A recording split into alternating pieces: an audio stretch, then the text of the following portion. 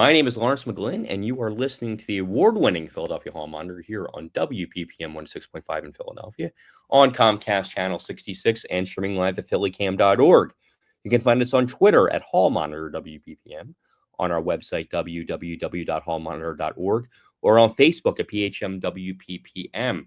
Today on the program, consumer reporter Lance Haver will discuss the city's decision not to contest the elimination of the BERT tax exemption for businesses that earn under $100,000. And Denise Clay-Murray and I will discuss last week's home initiative. That's the large-scale housing plan from the mayor's office that had its hearing before City Council last week. Before we do that, however, I want to revisit something we talked about last week on the program, and that is due process and what due process means. We had Professor Jennifer Lee from Temple University come on and explain it to us, which was very useful. And let me bring in Denise Clay-Murray here on Philadelphia Hall Monitor. Hi, I'm having a little bit of an issue with my camera tonight. I should have it fixed in a few minutes. All right, no problem, Denise. But we're going to pick up, we're going to start with due process today. And the reason I want to do that is because on Monday, the Philadelphia City Council Committee on Licenses and Inspections had a hearing where they were talking about nuisance businesses. Mm-hmm. And that's, yeah, absolutely, right? And one of the things they were talking about were businesses that maybe don't have a license to sell cigarettes or alcohol, but they do somehow. Right. They're doing that. Or maybe they're purportedly a convenience store, but they're selling things that could be construed as drug paraphernalia. Okay. Mm-hmm. So what is the mechanism for how we deal with that and how does it work? And that's part of what this hearing was about. But then something interesting happened, and this got my blood up a little bit just because of what we've been talking about. I don't know how good this audio quality is, but I would like you to try to hear this.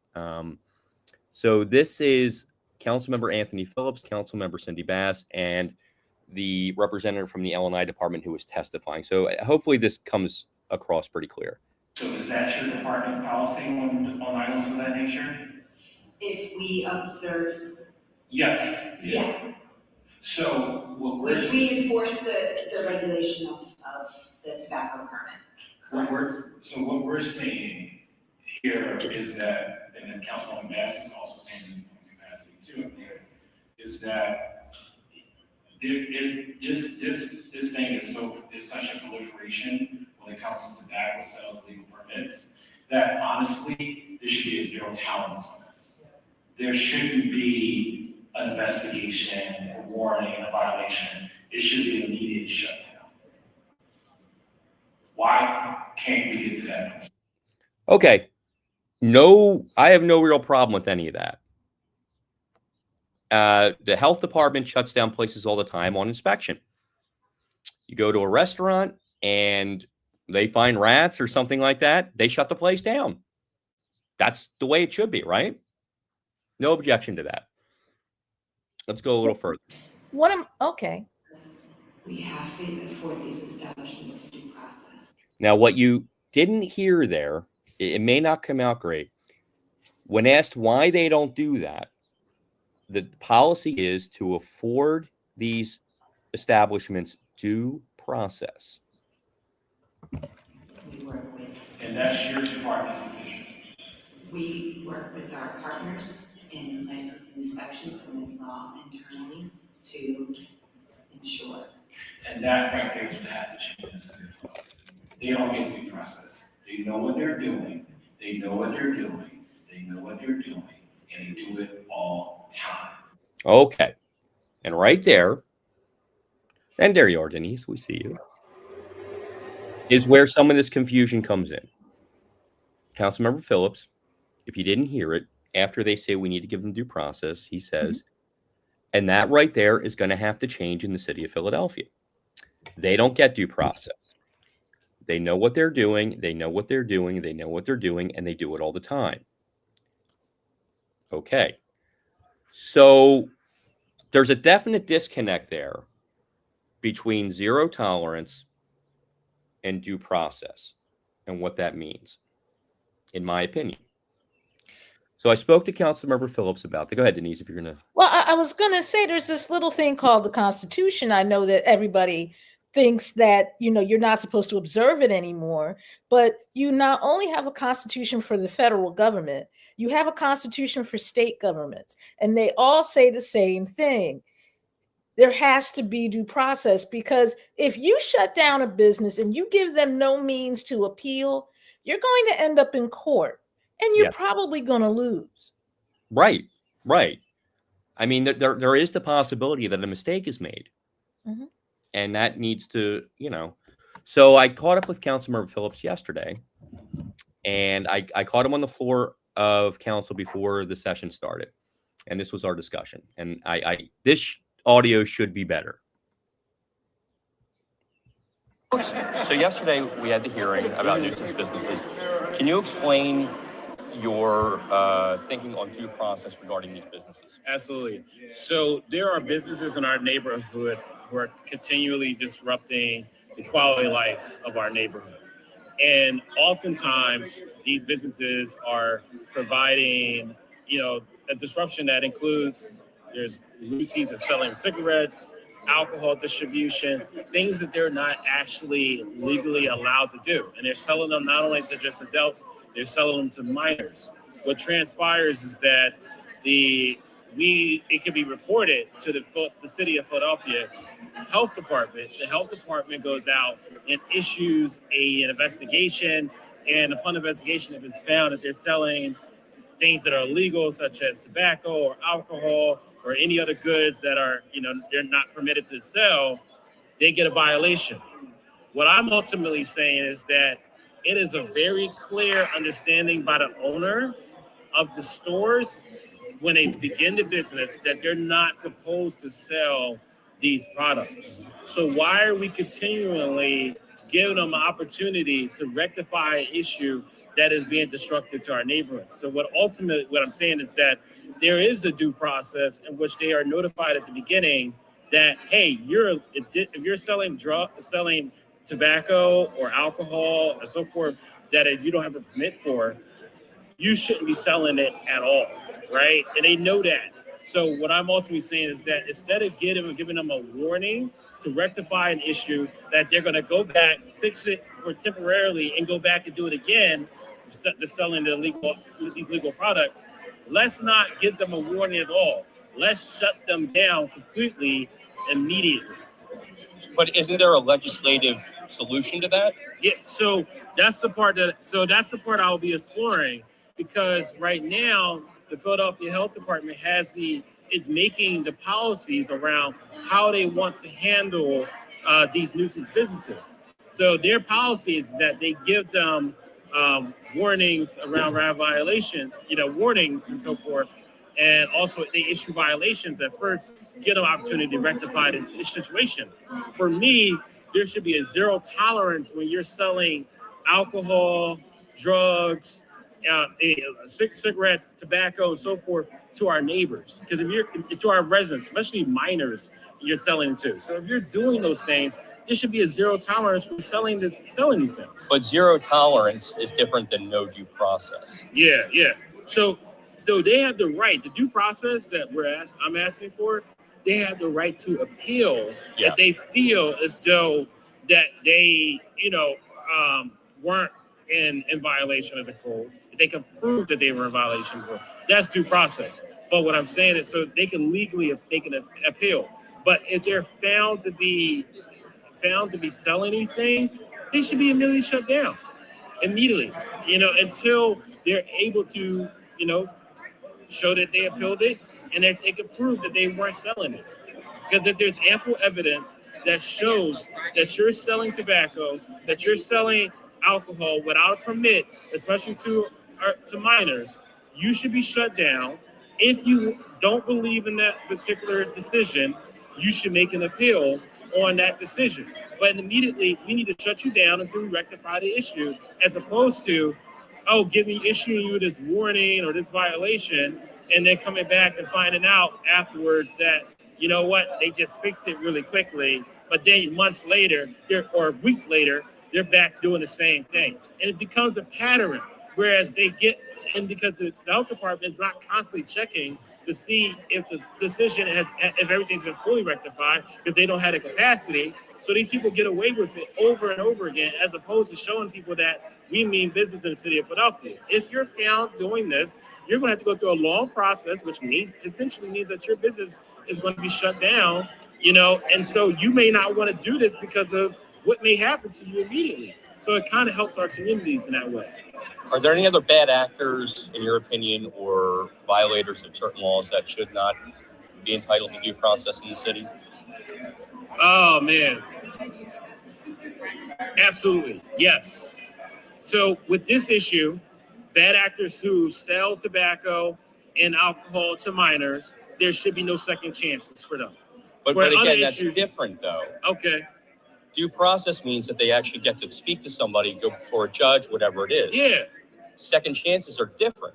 So what I'm getting at is, it sounds like what you're saying to me is, if somebody is perceived to be violating a law or a rule or even something that's not on the books, shut them down immediately and that's it. That's what it sounds like. Okay, no. What I'm ultimately saying is that they have the ability, due process, to make an appeal, which is go to before a judge and actually get a mediation and so forth. They had that opportunity. I think what I was trying to say ultimately is that they don't have the opportunity to, but the health department said their due process is this. Their due process is, let's give them a warning and a fine first, as opposed to give them make the ultimate decision of shutting them down, then allow them to make an appeal process through the courts. Well, the health department shuts down people on the spot all the time. Yeah, but they're not doing it for this case. So why not? And that's the problem. That's the problem we're having. I have with them. I'm not sure why their policy is to give them an opportunity to fix it. That's what they said. Okay, well, that's fine. But again, but what I'm concerned about here is we're living in a time where due process is being eroded. Okay. And yesterday you said 3 times, and I counted and listened to it again, no due process. Oh, no. So what I ultimately mean is that people have the right to go to judges and through the courts. I agree with that. So let me correct that for the record. They have the right to go through judges and the courts to make an appeal, because I believe that we have civil liberties and people have those decisions. But when in terms of the due process that she was talking about, she wasn't talking about legality. She was talking about her due process when it came to rectifying their particular issue in terms of the health department standards, not something from a legal standpoint. She was going over what the health department standards are, and I said, I disagree with your due process. I think the due process you're talking about is through the legal system. Mm-hmm. And I think everyone has the right legally to make appeals to a court to rectify their issue. Everyone has the right to do that, and they should be heard through that. Okay. So that's the situation. No, I'm not on record on letting you know that I don't agree with eroding our process when it comes to our courts. I do agree with the fact that our internal process within the city of Philadelphia, and how we handle violations, I think that we don't need to provide them with an opportunity to fix it. What they can do is that they need to be shut down immediately, and if they want to go to the courts after that to make an appeal, they can make an appeal through the court process. But through our own internal city of Philadelphia process, I don't believe that we should be able to allow us to do it, especially if we have enough evidence showing that they did. They can battle us in court. All right, thank you, Councilman. All right. Okay. So I think I have the reputation, I like to think I do, that I'm reasonable. I treat people respectfully. I give people the benefit of the doubt. Mm-hmm. I have no objection or no fault when somebody misspeaks. I do it. But when it came to the concept of due process, that's where my blood got up, because we're seeing this destroyed here. There's no other way to say it. So that's why I had to go back and ask, what are you talking about here? And I hope I'm not out of line, but it just seemed like the thing to do. Well,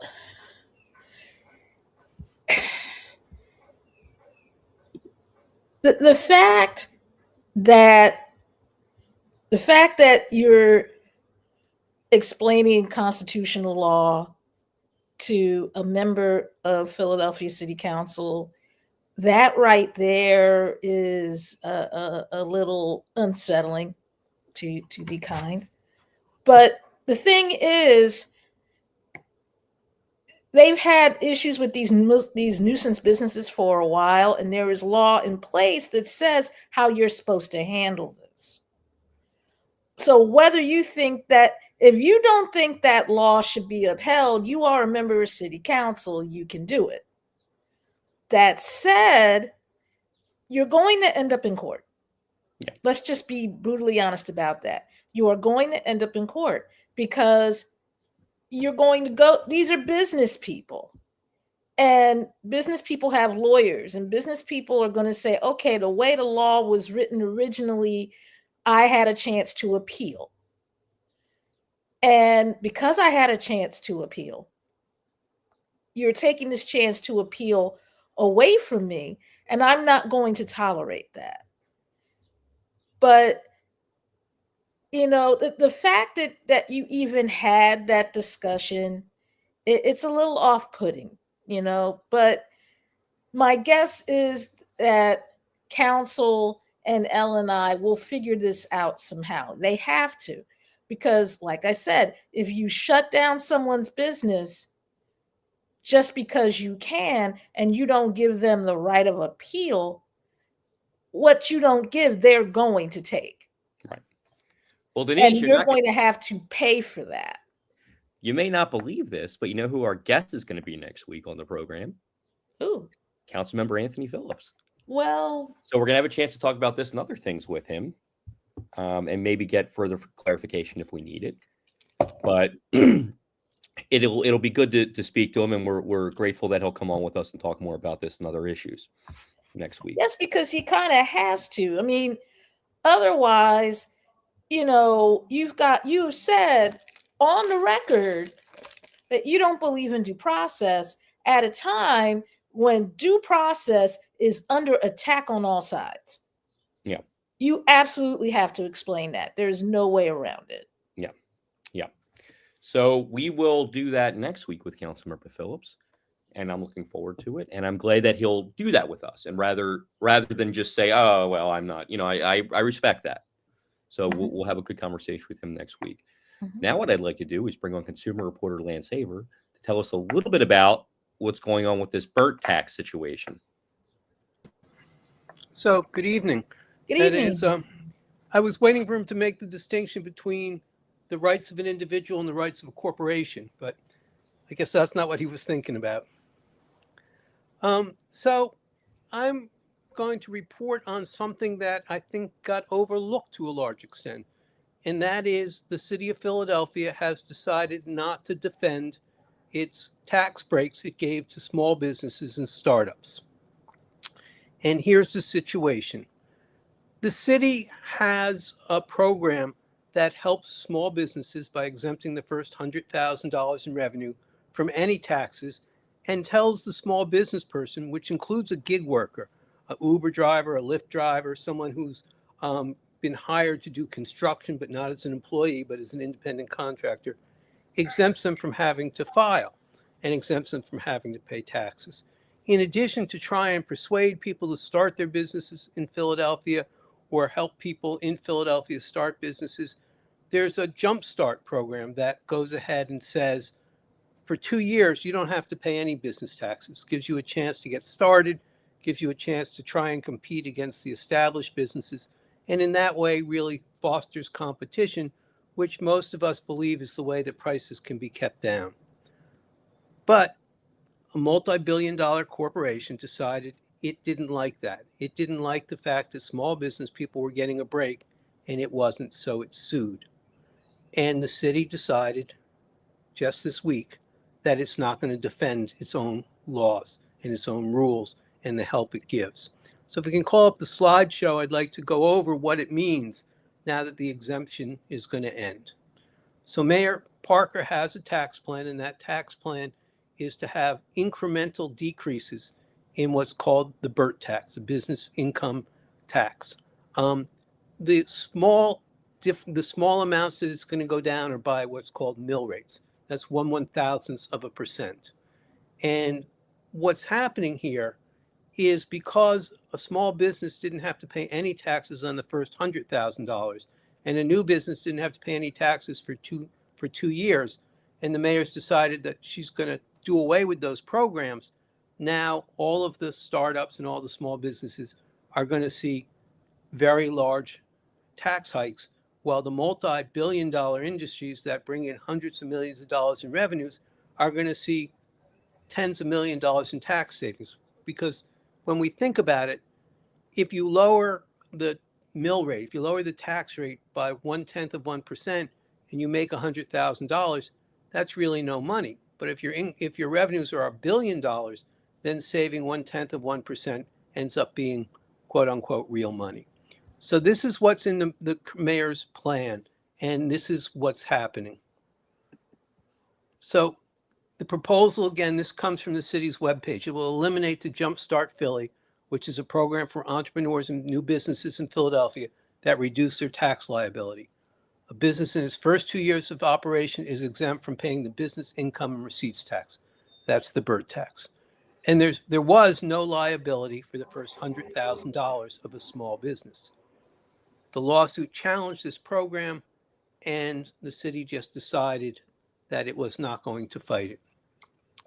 Now, the problem for Philadelphia in trying to develop an equitable tax structure and find a way to help people start small businesses and help startups really comes from Harrisburg, and this comes from the Pew Charitable Trust research.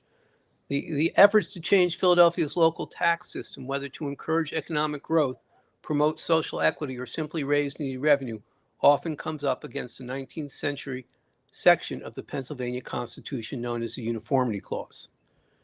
And what that means, as the Pew Charitable Trust pointed out, is an office building worth $50 million has the same 1.3998% of property tax as a home worth $50,000. And residents making $100 an hour pay the same wage tax as someone making $725.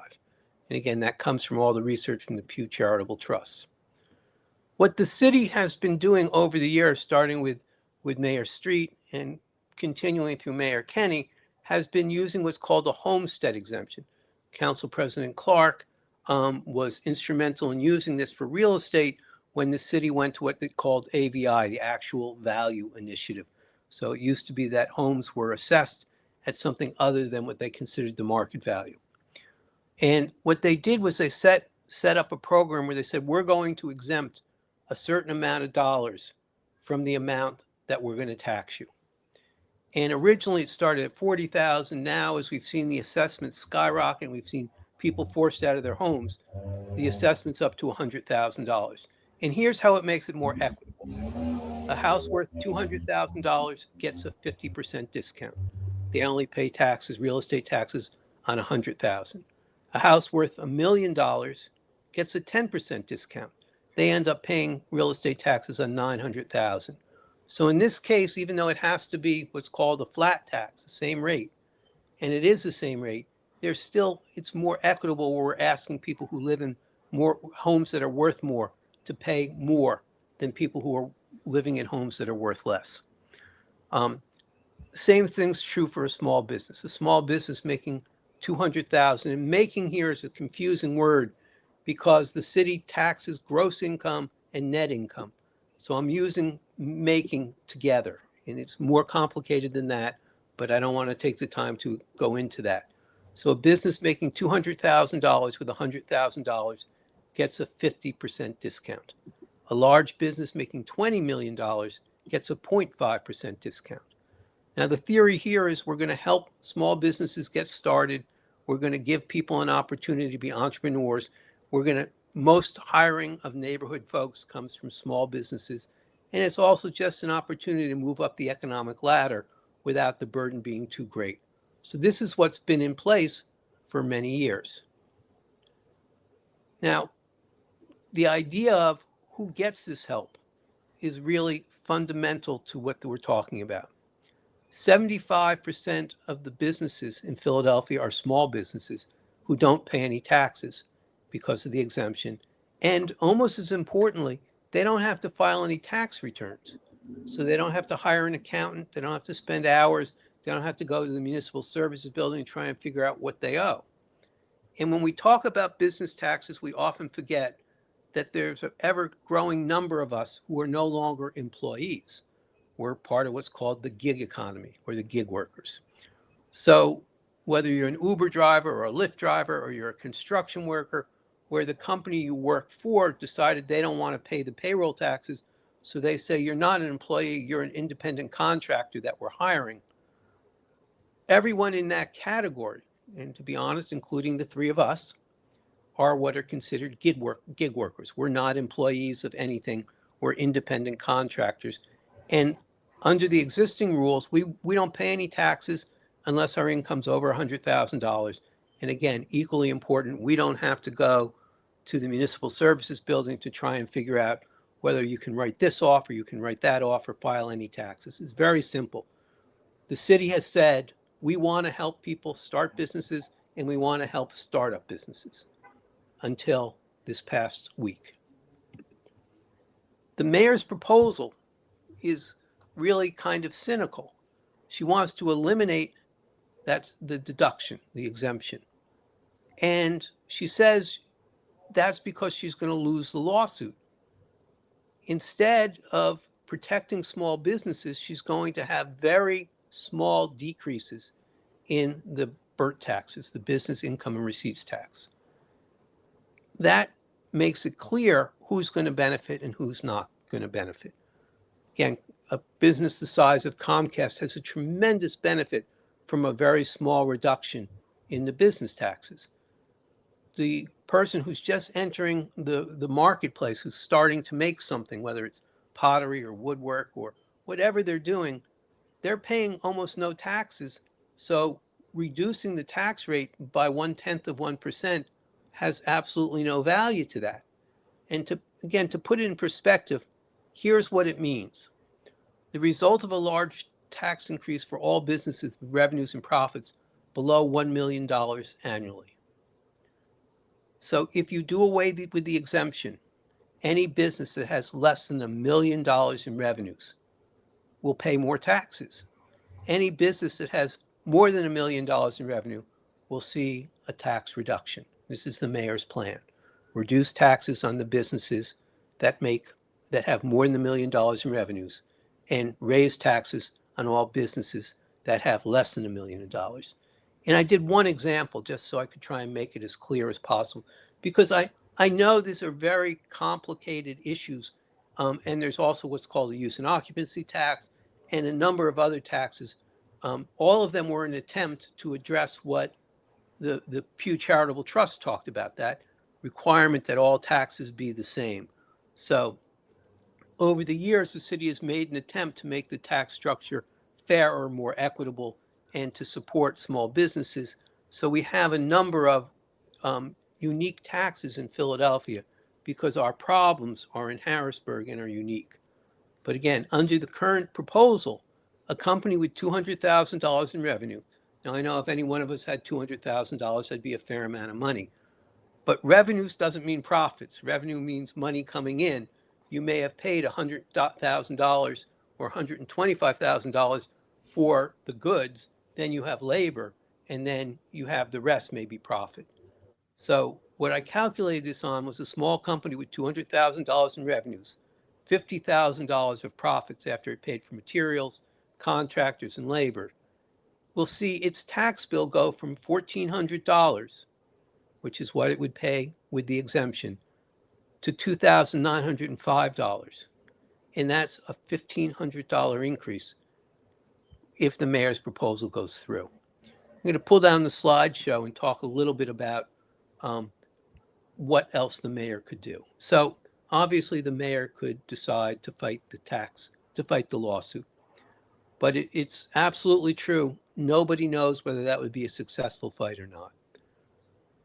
The other thing that the mayor could do is have the Philadelphia delegation try and change the law in Harrisburg to offer tax breaks. Now, I know Harrisburg often doesn't help the city of Philadelphia, but when you look at the history here of asking Harrisburg to help with tax reductions and not tax increases, not more funding for for our schools, they're not more funding for our public transit system for SEPTA. But when you look simply at the question, will Harrisburg, will the state legislature help us lower taxes, we can look at the homestead exemption.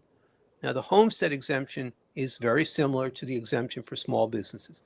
Makes the tax more equitable, helps people who are struggling economically stay in their home, and that Harrisburg passed laws that allow the city of Philadelphia to use the homestead exemption. The mayor's not asking for that. And then there are other ways of dealing with it. It could give this $100,000 exemption to every business. So if you make $1 million, you only pay taxes on $900,000. If you make $200,000, you only pay taxes on $100,000. That would be another way of addressing it. Or you could simply try and figure out ways to address the issue, like with a use and occupancy tax or other things that could be done. The mayor's not doing any of that. Instead, what she is doing is asking the small businesses to pay almost twice as much in taxes, so they become part of the people who are defending the across-the-board tax cuts that the big business and the Chamber of Commerce wants. And as a result of that, what we're going to see is many of the small businesses will not be able to function, or in some ways, they will avoid the whole question by being not legal businesses. They'll operate below radar, they'll be undocumented businesses, or they will be under the table.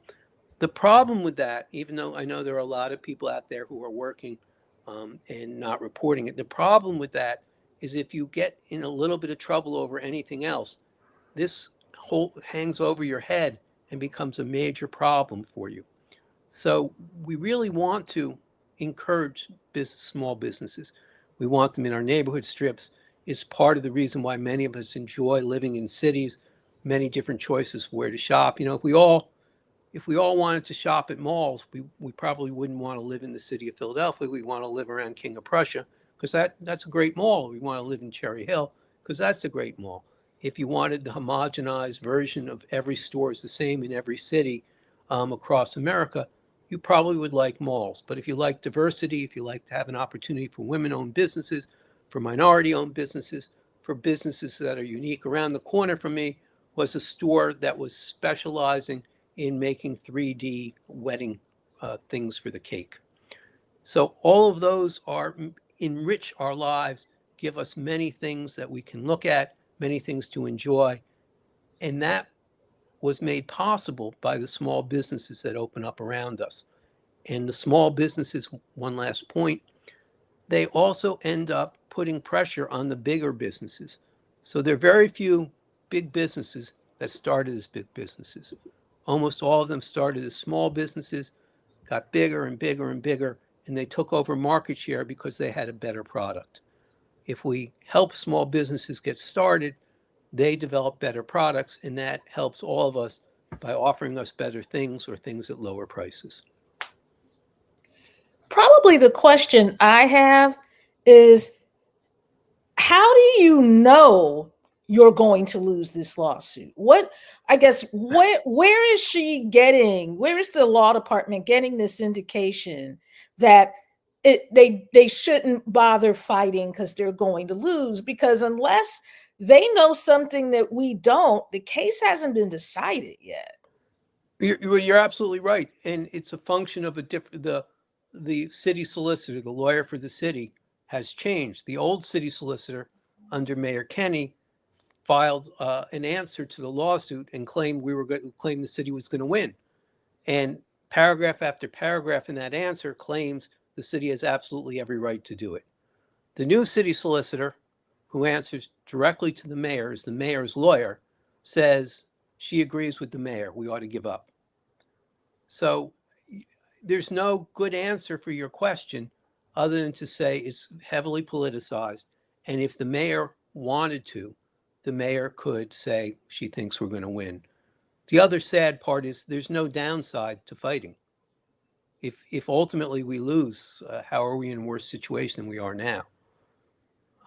That's what's really hard to understand. I mean, yeah.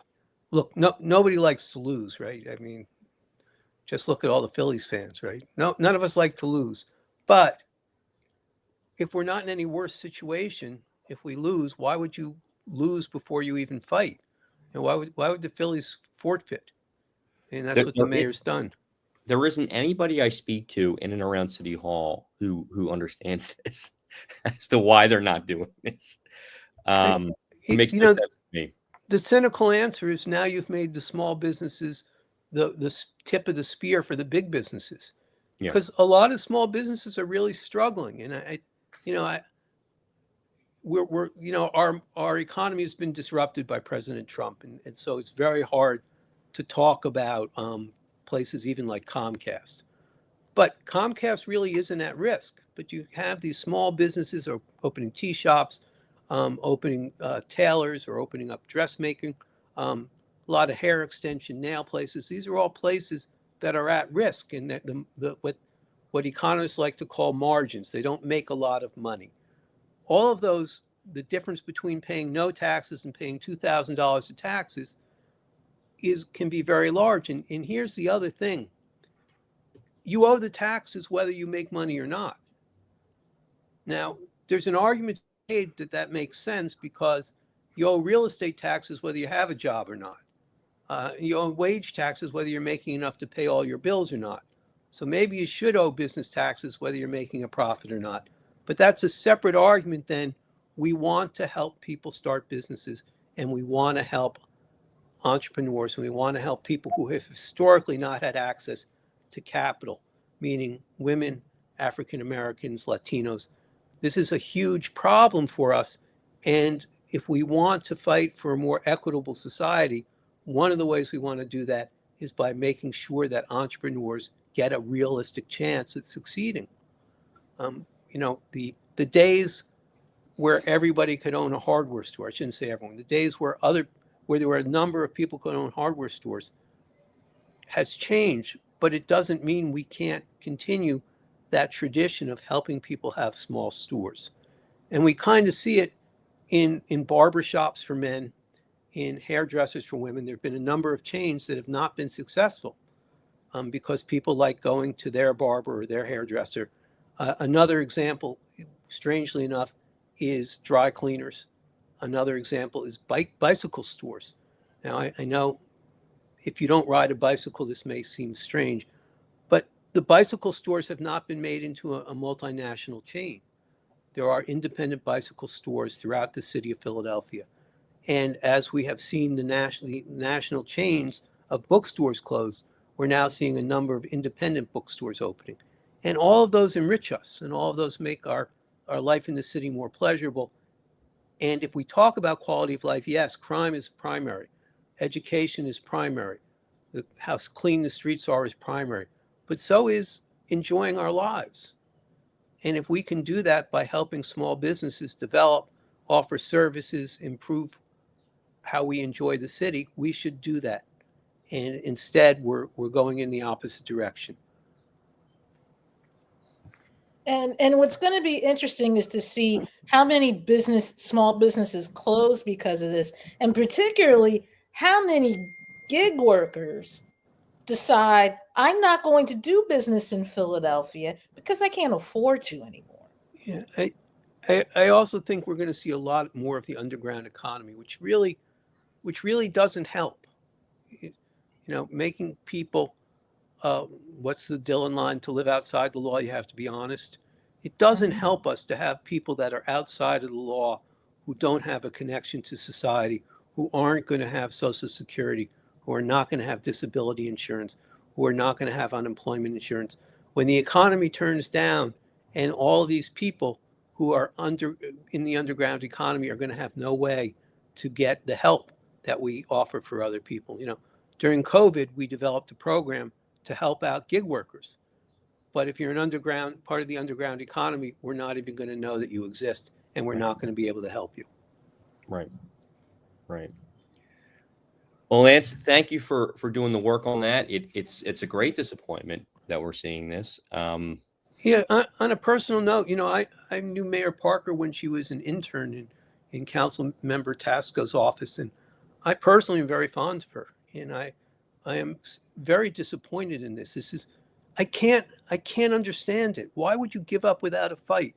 all I can think of is Congressman Lewis, man who had his head beaten in, who faced physical violence to fight for the rights of people to have decent jobs and vote. And he risked his life. And the mayor's giving up because she's afraid of a lawsuit. I mean, what Yep. the judge, the worst that could happen is the judge says you're wrong. Yeah.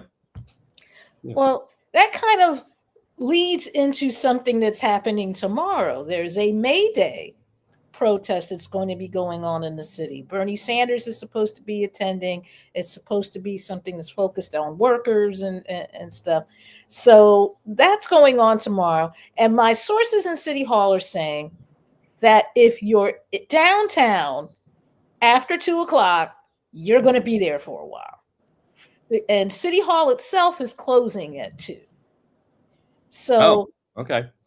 so if you're in the City Hall area and after 2:00, you're just going to be there for a while. Everybody should celebrate May Day. Yes. Everybody. Lance, thank you so much for that. Thank you. As always, we appreciate it. And Denise, Mhm. something very important happened last week. Yep. You and I were at City Council to attend the hearing on the home initiative. Yes. And I have some concern. Now, let me start with this. I think it's bold, and it's one of those things I was looking for. Mhm. Let's do something big.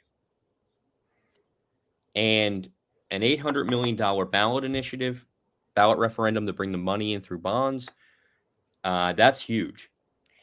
Yeah, an $800 million loan is huge under any circumstances. Yep. But where the problem is, you are asking for $800 million, and we do not have a clear idea of what you're going to do with it. Right. And So- it sounds a lot like last year when we took out a $100 million loan for this wellness ecosystem that no one knew what the path was. Right. And the thing is, at some point, the Parker administration is going to have to realize that if you're going to come to council every year and ask them to put the city on the hook for millions of dollars that are going to take at least 2 or 3 mayoral administrations to pay back, you cannot come into city council and say, the dog ate my homework. And that has been your tagline about this administration. Yes, since they're the since dog before the ate my beginning. homework administration, because every time they come into City Hall to talk about their budget asks, to ask for these large sums of money, there is never a fully fleshed out plan. Right. There's a plan that's a little fleshed out or just fleshed out enough that people think that should be enough, but it's not. You have asked for a grand total in 2 years, $900 million for the poorest city of its size in America. That is a lot of freaking money, especially if you're going to be doing things like cutting the BERT tax and getting rid of the exemption for the small businesses that could create the jobs that you are going to need to pull us out of that whole poor city of its size distinction. Right. So again, 800 million, great. I think that's wonderful. But it's the execution, like you said, that's a little bit concerning. So to put it in a nutshell, what Mayor Parker had said she was going to do when she got in office was 30,000 housing units. Mm-hmm. Right. And that could mean a couple of different things: apartments, houses, large scale development, whatever. Right.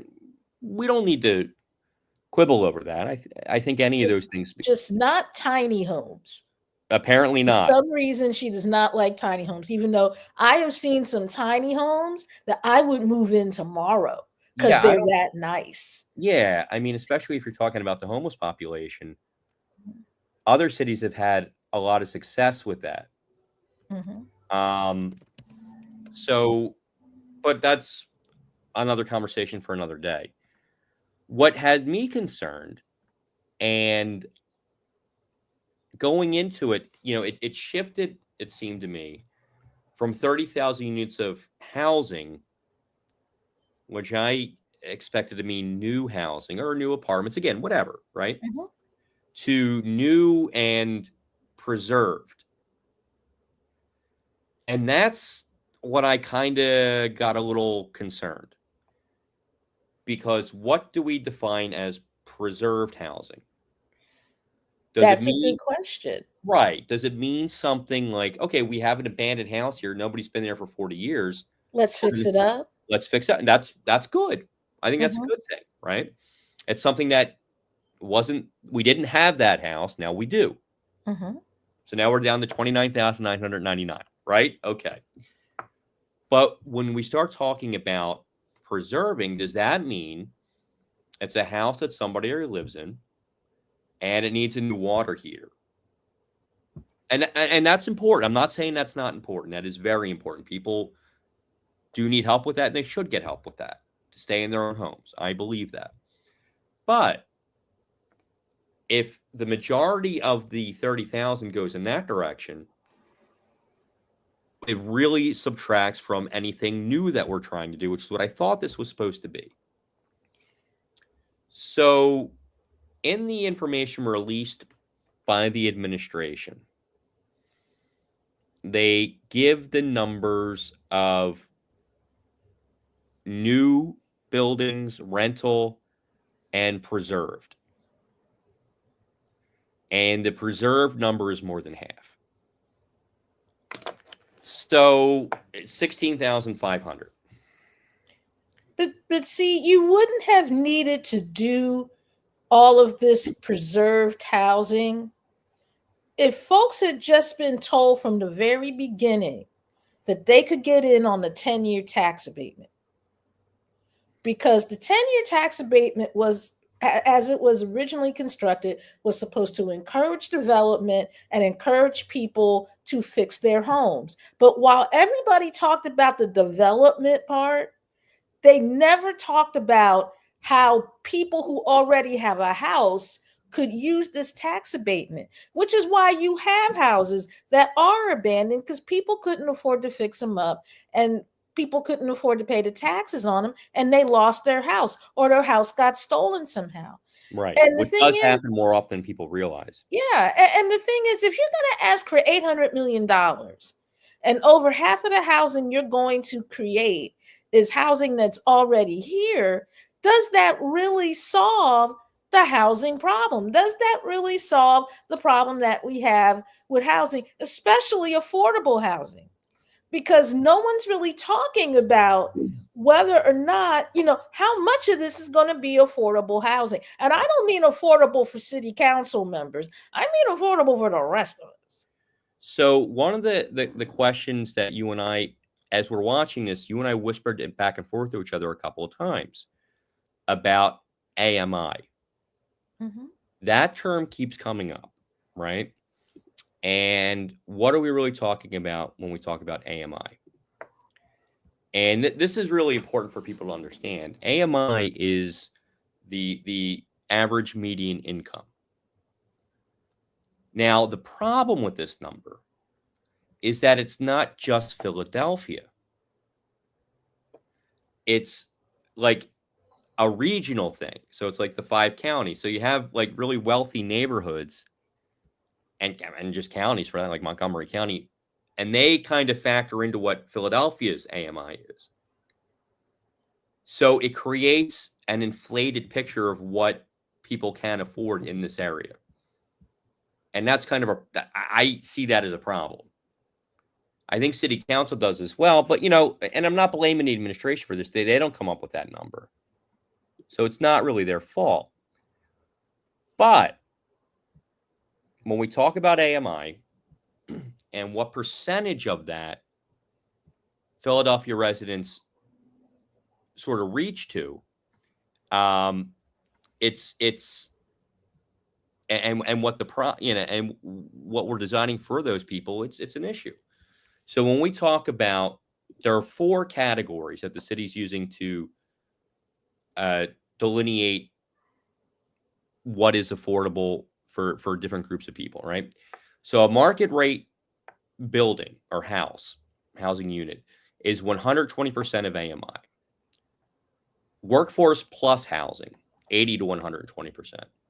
Workforce housing, 50 to 80%. Affordable housing, 30 to 50%. And deeply affordable, 0 to 30. Okay? So then what we have to do is look at those categories and determine how many units we're going to have for the people in those categories. And this is where it gets a little tricky and maybe a little skewed. There isn't anything really necessarily in the market rate. Fine. For Workforce Plus, which is then the next highest, there's 2,700 units preserved and new in rental. Okay. Workforce housing, 6,200. Okay. 50 to 80%. That's okay.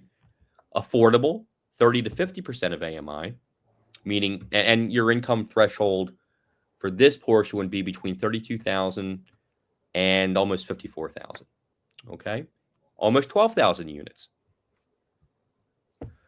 For deeply affordable, and this is for people who earn under $32,000, 9,000 units. That's it. And here's the problem. That's going to lead to, people literally, it's going to lead to like a Hunger Games of housing. Well, and it gets a little worse. When we talked about the categories, ownership, rental, or preservation, no ownership in that category. 1,800 rental units, 7,200 preserved units. So right there, I look at it and I think, well, the people that need the most help are kind of on the short end of the stick a little bit here, it seems to me. No, they're on the short end of the stick a lot. Yeah. Oh, absolutely. But this is where I look at those numbers and I think the number's just too low there. It's just way too low. And again, we're not talking about a lot of new things for the people on this end of the spectrum. We're talking about just like maintaining what's already there for the most part. I have an issue with that. And then, Lance just sent us a message. This isn't organic growth, which is jobs that pay livable wages that allow people to buy homes, that allow people to keep their houses up. Right. So the largest category in the affordable housing, which is between 32,000 and almost 54,000, 1,400 ownership units, 2,500 rental units, 7,900 that are maintained or preserved. So, I don't think there's anything wrong with saying we want to keep people in their houses. There's nothing wrong with that. We need to be doing that. But to me, it feels like the numbers come up short when we're talking about getting people into new development. I think that's really important. And I'm not seeing it for the people who need it the most. And, that kind of puts us back to where where this discussion has been for what feels like decades. First, we have to define what affordable housing is. Secondly, we have to define what workforce housing is, because workforce means different things to different people. You have some people who are in the workforce and they're making, they're making like $150,000, $160,000 a year. Then you have some people who are in the workforce and they're making $290 a week because they're making minimum wage, and this is before taxes are taken out. Yeah. So since, and don't get me wrong, I appreciate the fact that folks were out on the city council, on the city hall apron, on, I think it was Monday or Tuesday, talking about we need to raise the minimum wage, at least in the city of Philadelphia. Philly Absolutely. should be allowed to have its own minimum wage. Yeah. That would be great if it weren't for the fact that Harrisburg is not going to do that in any way, going to allow that, because it was tried before. Yeah. The law passed, a law was passed to allow Philadelphia to set its own minimum wage, and the legislature waived its clause and says you can't do this because only we determine that. But I think that because anybody who knows the folks in Harrisburg knows there is no way they are going to do anything that would be that beneficial to Philadelphia, that we need to have more housing in this for people who are really going to need it, the people who are making $7.25 an hour. During today's hearing about this, about the school district budget, the public comment about the school district budget, you had people coming to council to talk about homeless kids. Kids who were trying to finish school while simultaneously being homeless. You heard some of the same testimony from, you heard some of the same questions from council about that when the Community College of Philadelphia came to testify yesterday. People trying to go to school while being actively homeless. And they're hoping that some of the money, some of this $800 million will go towards solving that problem. Yeah. Lance says by subsidizing housing, utilities, and SNAP, we are really helping the companies that pay low wages. And he's absolutely right about that. Yeah, absolutely right about that. Because I remember back in the days with Walmart, where Walmart was encouraging its employees to apply for public assistance, to apply for Medicare and Medicaid, to apply for SNAP, so that they could pay them what little they're paying them, plus not give them health insurance, plus not give them a pension plan or anything like that. They were encouraging folks to basically, allow the state and the federal government to subsidize them. Of course, right now, these same people are probably, trying to figure out how they're going to make ends meet because they voted in a federal government that is not at all inclined to help them.